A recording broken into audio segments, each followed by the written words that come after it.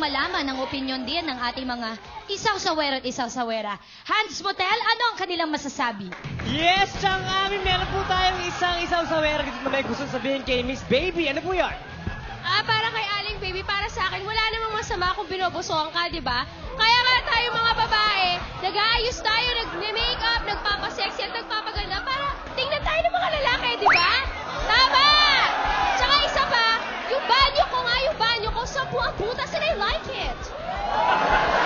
Ayan, Chang Ami, kaya tayo nagpapaganda para tayo ay mabusuhan. Back to you, Chang Ami. Maraming salamat, Hans. Ako, sino ba yung nakausap mong isaw-sawera? Parang malaki ata ang kanyang frontier.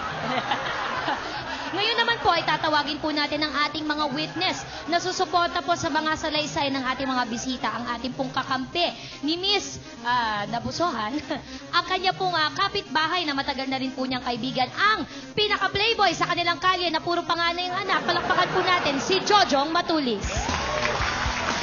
Ayan, magandang araw sa iyo, Jojo, at welcome sa Case to Case.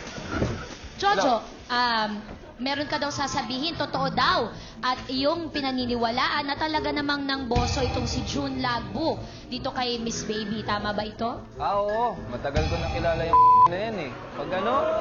Pag namboboso kasi kami, nagkakasabay kami palagi. Pero pagkatasan magboso, nag-aaway kami minsan. Pero nagbati na kami, kaya ayos na. Kaya nung nagkasabay kami mamboso dito, di ba, nasa isang butas ako, nasa isang kanto. Nakita ko yung mata niya, nandun din ko sa isang kanto, nag-away na naman kami. Pero nagbati kami pagkatapos, okay lang. Sinungaling! Sinungaling yan! Nandito po siya, Mang June. Dito. Naninilip talaga yan, kasabay ko talaga yan. Talaga yan eh. Aba, Ali Baby, nagagalit po kayo kay Mang June. Oo! Bakit po? Alam nyo naman na nagboboso sa inyo tong si Jojong Matulis. Oo, matagal na. Bakit po kay June nagagalit kayo pag siya ang namboboso? Pag kay Jojo, ayos lang. Pangit yun eh. Ito crush ko. No. Hindi naman pala ang dahilan. Akala nyo, kayo lang ang may witnesses, ha? Meron din ako witnesses, isa. Witness lang po. Talaga, no? Tatawagin po natin yan. Ang kakampi naman po kay Mang June Lagbo, ang kanya naman pong kababata na kapitbahay din. Palakpakan po natin si Winnie Garten. Magandang araw, Aling Winnie.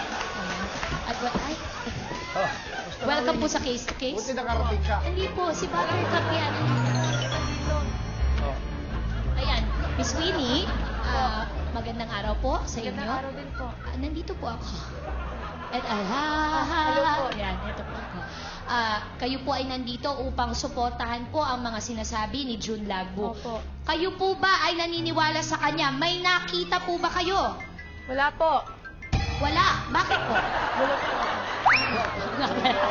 Ayan.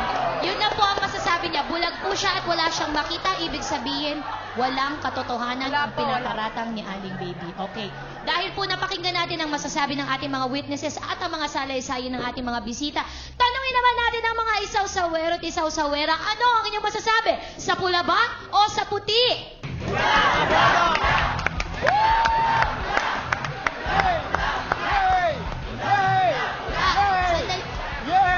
Sandali lang po, Mang June.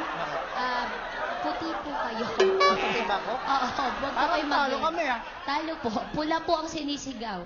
Mga kaibigan, pakinggan niyo ako. Bibili pa ako 5 case na beer.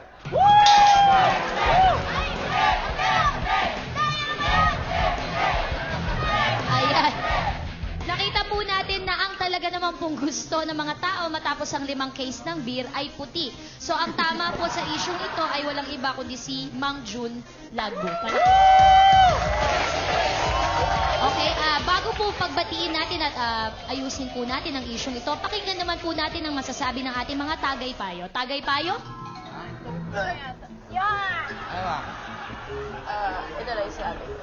Alam mo, ayon sa Article 2, Section 3, wala namang masama sa pagboboso, basta hindi ka lang magpapahuli.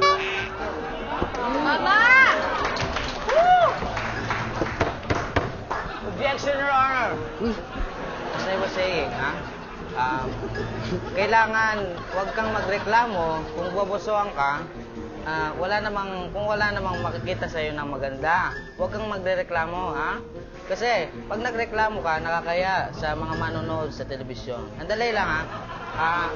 Ruben, Yes, sir. Mang Jun po, Mang Jun. wala akong pakialam kung Sorry. pangalan niya, Ruben. Ruben, masaya ka ba sa pamboboso mo sa dito kay Dalag? Nako, hindi ho. I regret it. You regret it. Hindi mo nga, yun ang sinasabi ko. Hindi siya naging masaya sa kanyang ginawang pamboboso, kaya huwag kang nagrereklamo sa susunod, ha? Tumahimik ang pangit mo! Gago kaya! Gago kaya! Yeah! Ano gusto mo, ha? Naku, awat na po. Meron pa po isang tagay-payo na magsasalita. Doktora, ano po ang inyong masasabi? Okay. Listen to me, dahil isa akong psychology, ha? Isa akong psychology. Kaya pag kayo ay silipan nyo rin. Ganun Tama! Madali yun. Wait! Woo!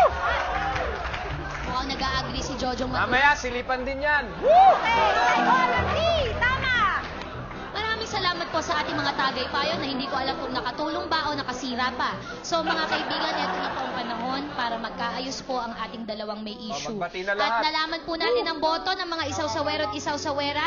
Miss Baby, dahil kayo po ang binusuhan, kayo po ang mali. Mag-sorry po kayo kay Mang Ju. Sorry ka dun. Hindi na po. Sorry ako. Andiyo, nandito ako. Sorry po. Sa susunod po na bubusokan niyo ako, hindi na po ako magrereklamo. That's my girl.